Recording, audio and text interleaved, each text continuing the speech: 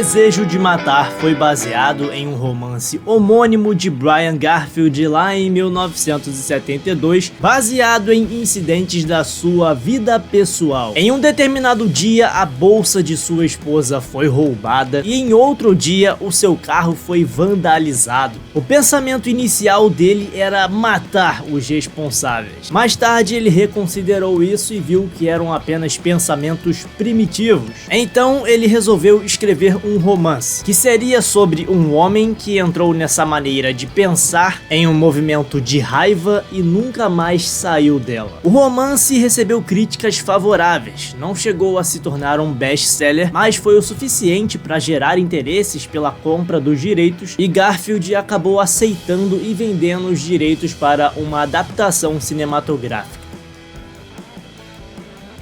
Wendell Meyers foi contratado para escrever o roteiro de Desejo de Matar, e ele preservou a estrutura básica do romance e grande parte do diálogo filosófico. O rascunho inicial tinha uma cena em que veríamos o vigilante sendo inspirado por uma cena de luta daquele clássico do faroeste Matar ou Morrer com Gary Cooper, mas o diretor do filme decidiu depois fazer uma cena mais elaborada, envolvendo uma cena de luta que seria basicamente a recriação do Velho Oeste, acontecendo em Tucson, Arizona. Uma referência aos faroestes, né? Vemos Paul enquanto confronta os assaltantes armados, desafiando eles para atirar, dizendo para eles sacarem as armas, da mesma forma que John Wayne fez lá em Bravura Indômita, naquele tiroteio climático do filme. Filme esse que rendeu o Oscar a John Wayne. O diretor seria Sidney Lumet. Dessa forma, Paul Kersey, o protagonista, seria estrelado por Jack Lemmon e o policial Ochoa por Henry Fonda. Só que mais tarde, Sidney Lumet acabou se retirando do projeto para se dedicar exclusivamente a Sérpico,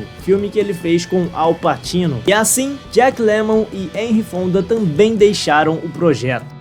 O papel de Paul Kersey foi oferecido a vários atores, incluindo Steve McQueen, que acabou recusando. Ele era uma das maiores estrelas de Hollywood daquela época. Após o sucesso de Perseguidor Implacável, Clint Eastwood também recebeu a oferta do papel, mas não quis aceitar por achar que seria mal escalado. Frank Sinatra, Burt Lancaster e até Elvis Presley também receberam a oferta do papel, mas recusaram. Lee Marvin também foi especulado para o papel, mas acabou nem se interessando porque Sidney Lumet tinha deixado o projeto. James Coburn também recebeu uma oferta, fez muitas exigências salariais que acabaram não sendo aceitas pela produção. Bom, dito isso, quem então seria o ator? Quem seria Paul Kersey em O Desejo de Matar? O roteiro, que seguiu o romance original, descrevia o vigilante principal como um homem calmo, o que seria dificilmente um papel adequado para Charles Bronson. O próprio Charles Bronson disse o seguinte: "Eu era uma pessoa mal-humorada." Esse roteiro tinha um tema que estava muito mais adequado para atores como Dustin Hoffman, ou alguém que pudesse interpretar algum tipo mais fraco de homem. Charles Bronson deu uma cutucada aí em Dustin Hoffman e outros atores. A partir daí, então, o roteiro foi alterado e a primeira tarefa foi mudar a identidade desse vigilante para tornar um papel mais adequado a Charles Bronson. O trabalho dele foi mudado de contador para arquiteto. A formação dele também mudou, de veterano da Segunda Guerra Mundial para veterano da Guerra da Coreia. Ele não seria mais um contador do exército e seria até um objetor de consciência. Charles Bronson tinha 53 anos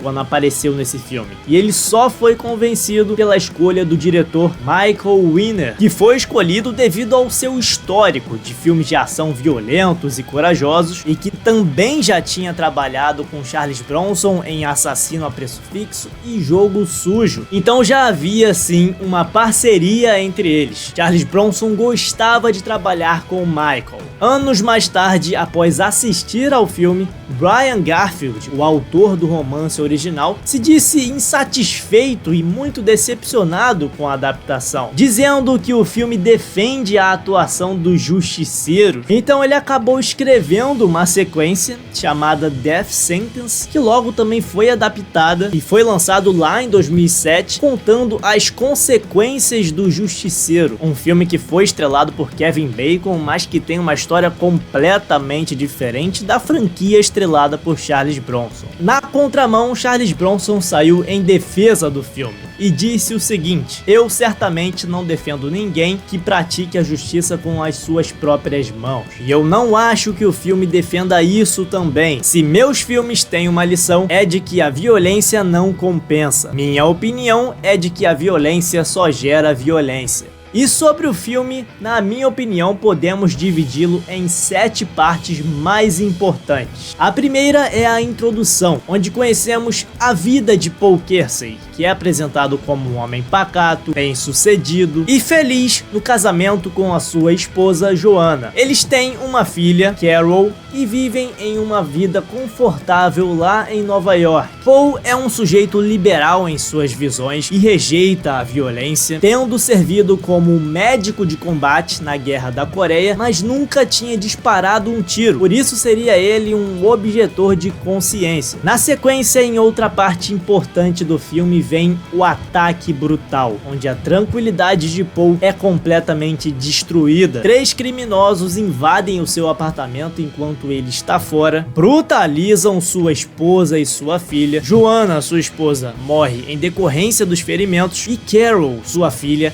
fica catatônica devido ao trauma. Uma tragédia. Esse evento muda completamente a perspectiva de Paul sobre o mundo. O terceiro evento mais importante do filme é o impacto psicológico por qual Paul passa. Devastado e impotente, ele tenta passar por essa tragédia, mas percebe que a cidade está tomada pela violência e pela ineficiência policial. Ele começa então a sentir raiva e uma frustração muito crescente, alimentada por sua percepção de que o sistema de justiça tinha falhado com a sua família. E outra fase importante desse filme é o que eu gostaria de chamar de o nascimento do vigilante. Em uma viagem para Tucson, Arizona, para um projeto, Paul é presenteado com um revólver por um cliente. Ele aprende a usá-lo com muita precisão e ao retornar para Nova York, ele começa a vagar pelas ruas à noite. Em seu primeiro confronto, ele mata um assaltante em legítima defesa, dando início então à jornada de um vigilante. Na sequência dos eventos importantes, vemos a escalada da violência, onde Paul Kersey começa a patrulhar a cidade, confrontando e matando aqueles que cometem crimes pela cidade. Os atos dele começam a chamar a atenção da mídia, que o apelidam de O Vigilante, e a figura dele então começa a gerar debates sobre justiça, sobre segurança pública, sobre moralidade. Ele se torna então uma figura controversa. Alguns o defendem, outros não. E aí vemos outra parte importante do filme, que é a reação da polícia, liderada pelo tenente Frank Ochoa, que começa a investigar os assassinatos. Embora reconheçam que os atos de Paul Kersey estejam diminuindo a criminalidade, as autoridades temem que o seu exemplo inspire mais violência e anarquia pela cidade. E o último elemento acontece no confronto final do filme, um momento também muito importante, onde em um tiroteio Paul Kersey é ferido, mas consegue escapar, e ele aceita uma oferta de trabalho e se muda para Chicago, onde começa uma nova vida. A cena final sugere que ele continuaria a sua cruzada contra o crime, deixando todo um legado de vigilância urbana. Simplesmente um filmaço. Eu amo esse clássico. Charles Bronson está impecável como Paul Kersey. O filme é brutal, intenso e cheio de momentos muito marcantes. É um filme que é um dos pais do gênero dos filmes de ação, que mistura violência,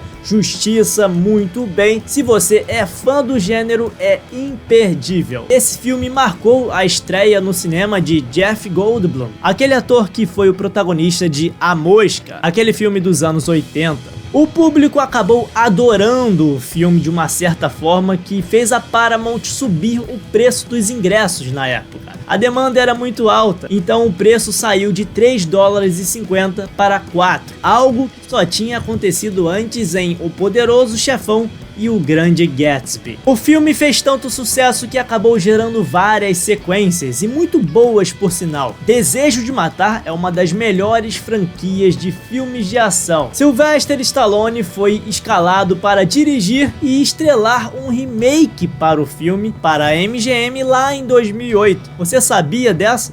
Mas isso nunca aconteceu. Fato é que um remake seria lançado em 2018, protagonizado por Bruce Willis. Bom, esse foi o nosso vídeo de hoje e agora quero saber de vocês. O que vocês acham desse grande filme, O Desejo de Matar? Comente aí, diga a sua opinião. E antes de sair também não esqueça de se inscrever no canal, ativando o sininho para não perder os próximos conteúdos. Deixe também o seu like e até o próximo vídeo.